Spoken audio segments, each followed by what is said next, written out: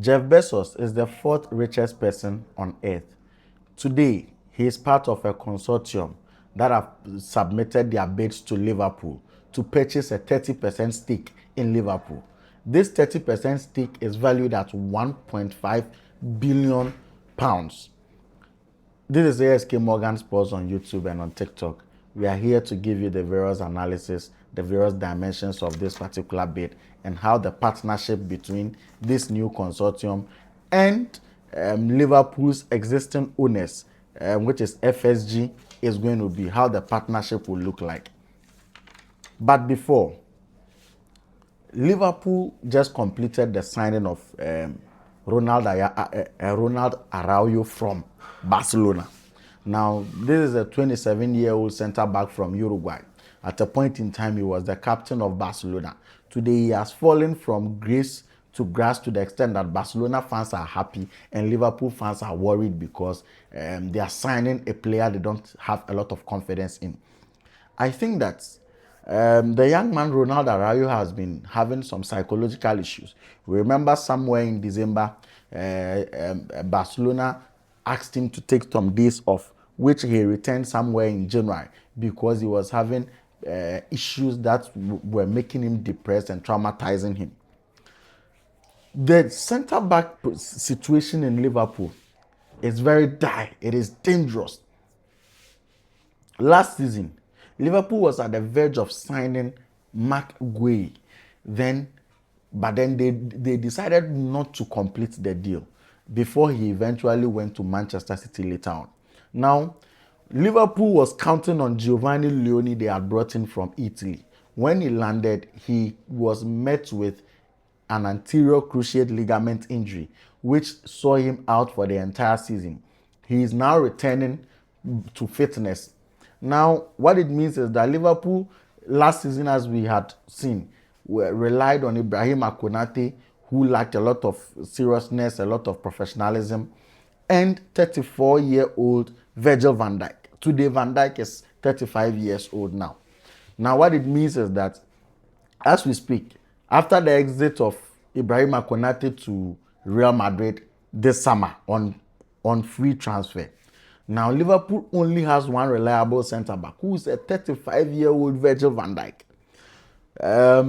We thought Joe Gomez would be around for a while to support. However, Joe Gomez is out injured. They've signed Jeremy Jacquet from Rennes for 60 million pounds. But he's just 21 years of age. But I think that eventually it is going to be a partnership between him and Virgil van Dijk, which brings us to the point that Liverpool will need 4 solid centre-backs before they can complete the season. And so we have Virgil van Dijk. If Jeremy Jacquet is going to start, he is the second centre-back to partner with Virgil van Dijk over there. Now, the 2 backup centre-backs are going to be Joe Gomez and Ronald Araujo.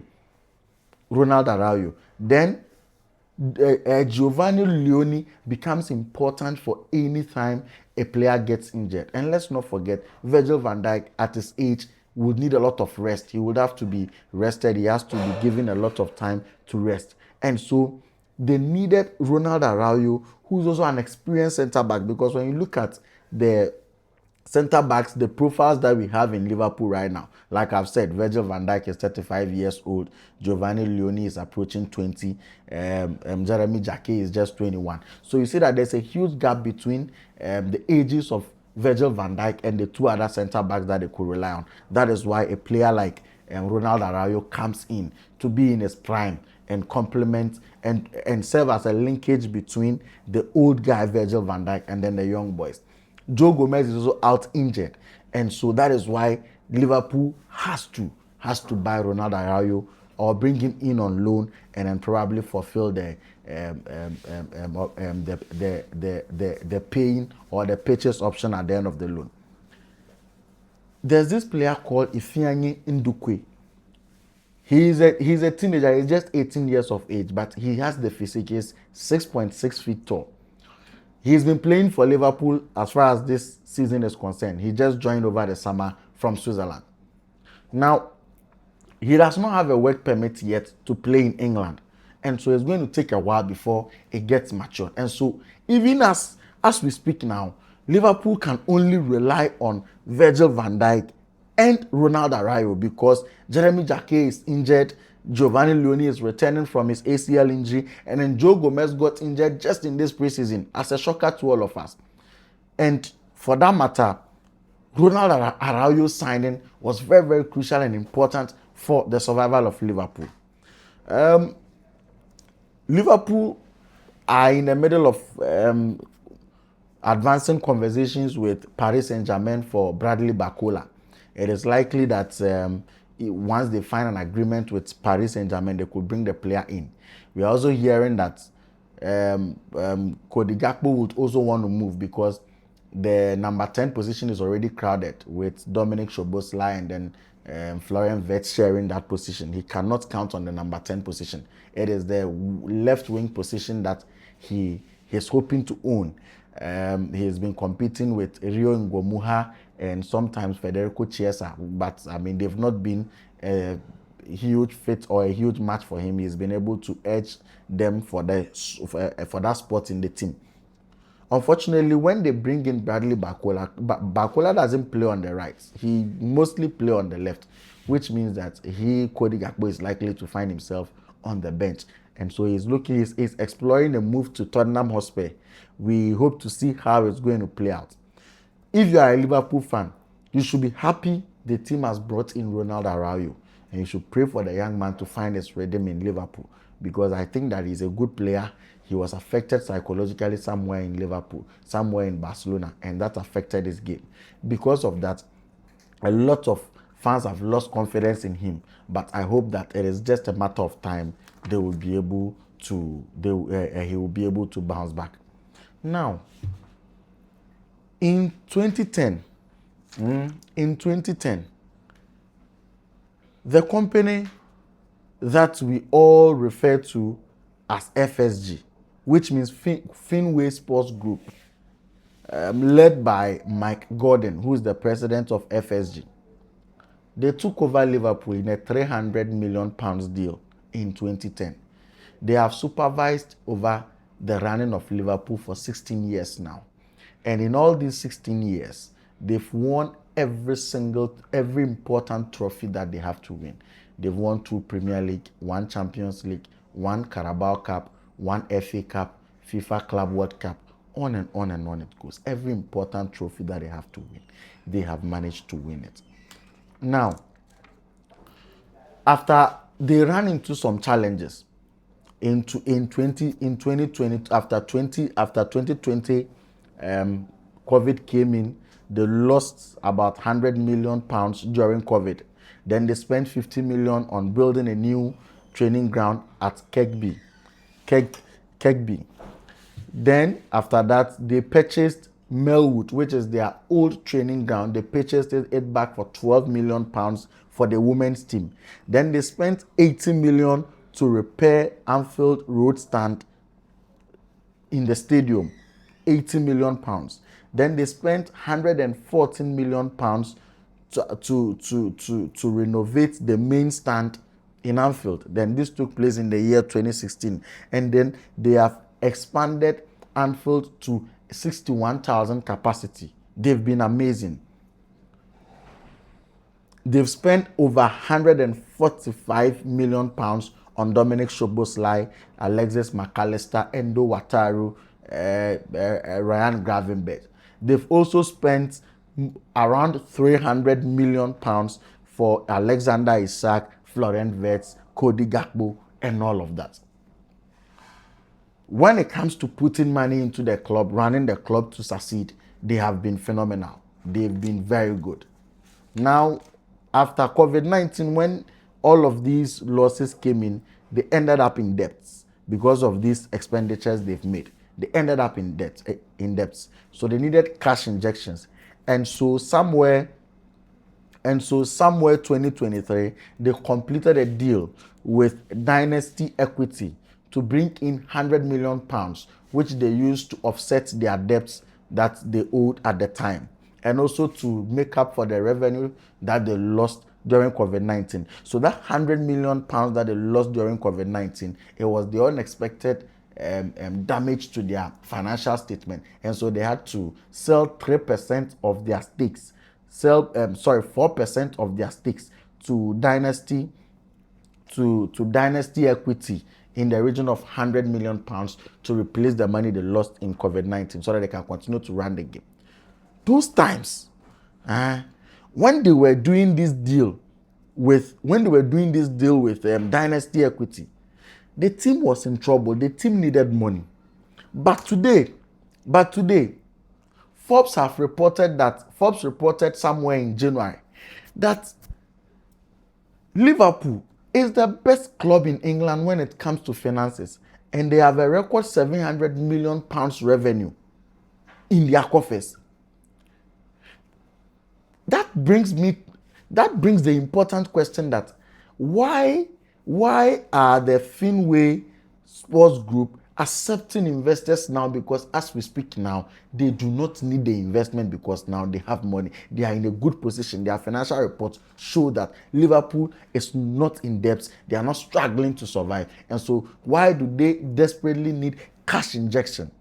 And this has made a lot of Liverpool fans worried upon hearing that there's a consortium that is coming in to have a partnership with the Fenway Sports Group in Liverpool.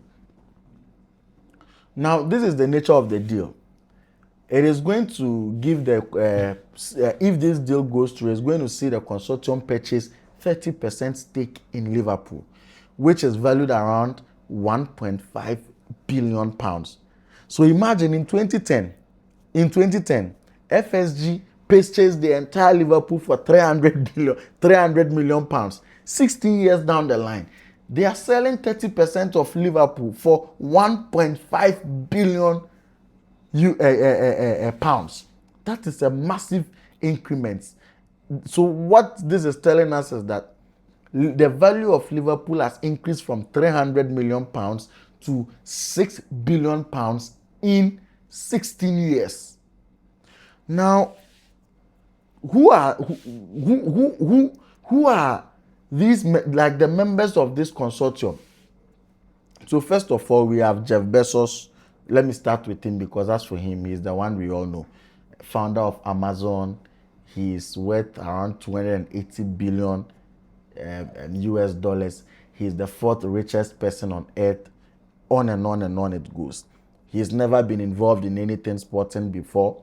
There was a time we heard that there were rumors surrounding him in 2023 linked to NFL entity Washington Commanders, but he didn't send a bid. Super Bowl winner Seattle Seahawks, I mean, he was also connected to them. He didn't send a bid at the time. Now, why is he coming into football or coming into sports now? What it means is that somewhere in 2022, 2023, when we're hearing these rumors, he had the interest of joining sports, but he wasn't just certain. But I think that to have a stake in Liverpool, arguably one of the two big clubs in England, arguably the biggest club in England, is a huge achievement for him. And so I feel that it is also a guarantee, a security that when you invest, you are going to get your money back. But I think when I will go further into that later after we've got to know the people who form this consortium. Then we have Eduardo Saverin. So he's the richest man in Singapore. He is valued around 33.2 billion US dollars. He is the co-founder of Facebook in 2003 when he was very close to Mark Zuckerberg, and then Mark Zuckerberg eventually priced him out of Facebook. After that, after he bitterly left Facebook, he has become a serial investor. He's been investing in a lot of entities and all of that.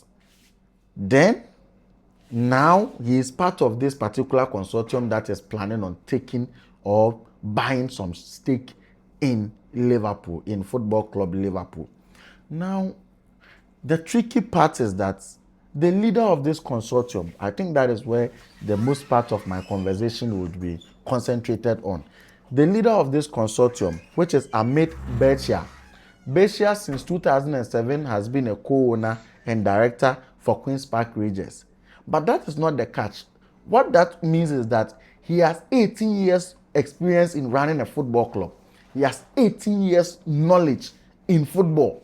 He's gathered knowledge in football for 18 years. And that makes him come with some priceless experience to Liverpool. But why am I seeing him in a very different light? I think that he's a finance person. And he's worked with JP Morgan, Merrill Lynch, Credit Suisse, and all of that. These are top financial institutions in the world. And I dare tell you that if we have somebody who has worked in these financial institutions, when you see him, it's not just about he being an investor, the money he's bringing into the club, that matters. It is also about the people he can pick a phone and call and bring them to the club. I am not surprised that he's been able to convince Mark Zuckerberg to become he's been able to convince Jeff Bezos to become part of this consortium. When you Google JP Morgan or Merrill Lynch and you check their client base, the firms that work with these financial institutions, it tells you everything you need to know about this man, Amit Besia. You understand? And so he is very much connected to the people who have money. What this brings to Liverpool is that on the commercial side, where we have seen the FSG struggle to do commercial, to run commercials with businesses and all of that, he is going to take charge of that and bring commercials into the club, get more and more sponsors for the football club, because he works in a field where they see people with money every single day, and then he could advise them to do so.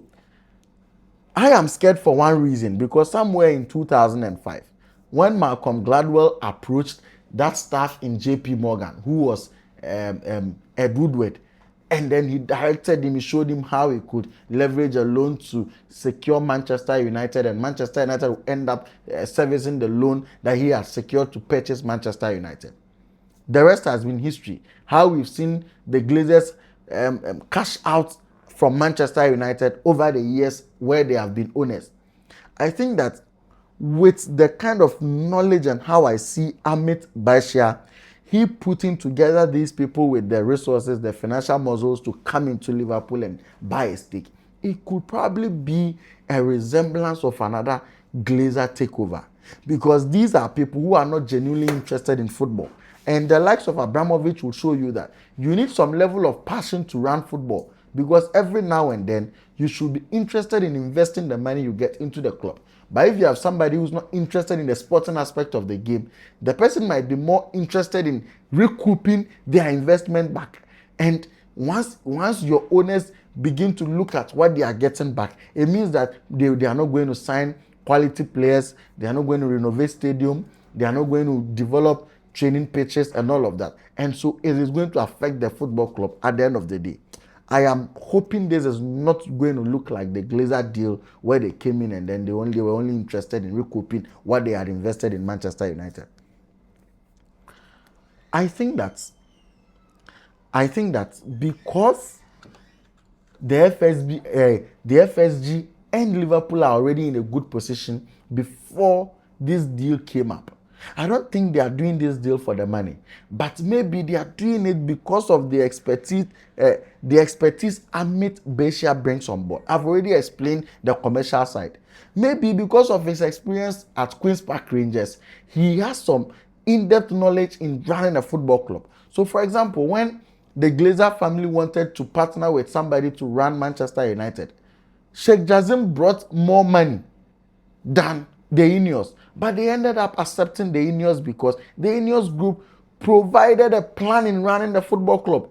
So I am thinking that if this deal is to materialize, Amit Besia and his consortium would have to provide a solid plan in running the football club. And that is why I think maybe the FSG group would want to relinquish the day-to-day running of the football club to this new consortium led by Amit Besia. That is how I see it. That maybe Yarane Kakre, let us give it to these guys to also run. So let them buy 30% stake and run the football club. If it is anything, It is the Fenway Sports Group who have proven to Liverpool fans that they are not just interested in making profit. They also want to invest the monies they make back into the team. They've shown a lot of commitment from the sign of Florian Wirtz, Alexander Isak, development of Anfield, increasing the capacity to 61,000, building a new training ground, repurchasing the old training ground for their female team and all of that. They've proven beyond reasonable doubt that they passionately want to see the game develop. So I am hoping that they will really scrutinize this consortium so well so that they can put them into the club. I think that maybe the main reason for this partnership is one, to get the 1.5 billion cash injection and put it back into the football club. Two, to leverage on the connections of Amit Bershia and get him to bring some of the commercials to the club so that running of the club behind the scene becomes very, very viable. Just last month, Amit Bershia relinquished all of his stakes or his shares in Queen's Park Rangers. You know, there's a rule in the Premier League that you cannot have an entity or an individual cannot have stakes in two different Premier League teams. Yes, so then, like, to make the game fair, the Premier League board feels that if one person has shares in two different Premier League teams and they meet, if maybe one team is trying to avoid relegation, the other is trying to win the league, they could come to a certain agreement over there and fix the game. And so they think that you cannot have shares or stakes in two different Premier League clubs. That is why Amit Bershia relinquished his stakes and his shares in Queen's Park Rangers last month. We are gathering that the deal is at its tail end, and both parties are almost at the verge of an agreement to bring them in. 1.5 billion pounds is going to be a huge cash injection for Liverpool, and I'm sure it's going to go a long way to increase their revenue stream for the year. It is likely for the next 2 years they are still going to be the biggest football club in England when it comes to revenue mobilization. And when you bring in Amit Bershia, what it gives you is that he's going to pick phone and call his former clients at JP Morgan and Merrill Lynch and tell them to come and invest in football club Liverpool, or come and sponsor football club Liverpool. Get your name on the Liverpool shirt. Get your name on the advertising board. He's going to bring these people in, and this will give Liverpool the financial muscle to serve as a foundation to run its sporting models to a successful end. We hope to see how the deal is going to go. But as for me, I have mixed feelings about the deal. There are lots of good things about it, but there are also lots of bad feeling about it, especially when these people do not have existing connection with the football club. And if you don't have existing connection with the football club, you don't understand the emotional sentiment of the supporters, the very people who want to see the team win every single day. You cannot side with them. You cannot be on the same side with them. And if these guys are billionaires who are natural investors, they may probably look at it from an objective point of view where they need to cash out the money they put in. And if it gets that way, it becomes a problem for Liverpool, because in sports investment, you always need to get the performances running on the pitch to leverage on the commercials of the pitch to recoup your investment. The moment you compromise on the sporting quality, in fact, you are not also going to get your financial quality that you need. And so for me, I have a very, very mixed feeling about this. Chelsea is exploring a move for Fabian Ruiz. I think that of the list of players that Xabi Alonso would want to offload, Dario Sugo is one of them.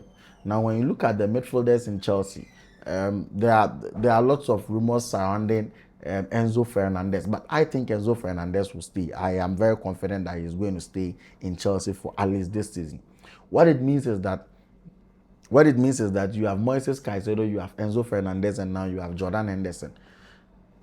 As for Romeo Lavia, my position is that Romeo Lavia is about the second or third best player in Liverpool.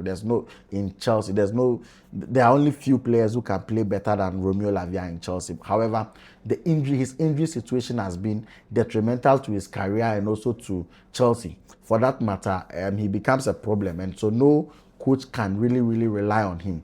That is why, if they get a deep line playmaker in the shape of Fabian Ruiz, he will be able to run the show, especially when Romeo Lavia is that left-footed midfielder who can pass the ball for you. And whilst he's always injured, when you have Fabian Ruiz, who is also a left-footed midfielder and can control the game and dominate for you, it helps you. I also think that in some games when Xabi Alonso would want to issue a total dominance over the game, he would want to play a 4-3-3 formation, 4 solid midfielders. Probably he could parade Moises Caicedo, Enzo Fernandez, and Fabian Ruiz to control the game absolutely. Then he can come up with a front three that are versatile and can score goals.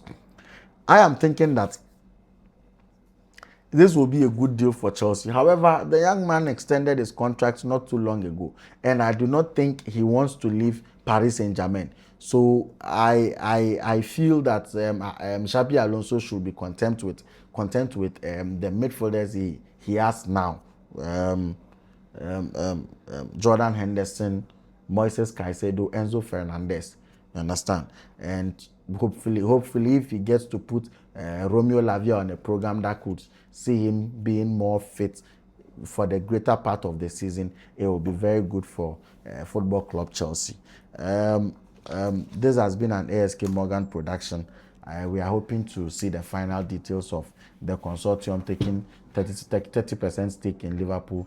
We wait the decision of Fabian Ruiz amid interest from Chelsea. And of course, Ronald Araujo, welcome to Anfield. We can't wait to see you cook. Thank you so much. Don't forget to like, follow, subscribe to the channel, and go to the comment section and criticize our work. Help us grow, help us become better. Thank you so much for watching.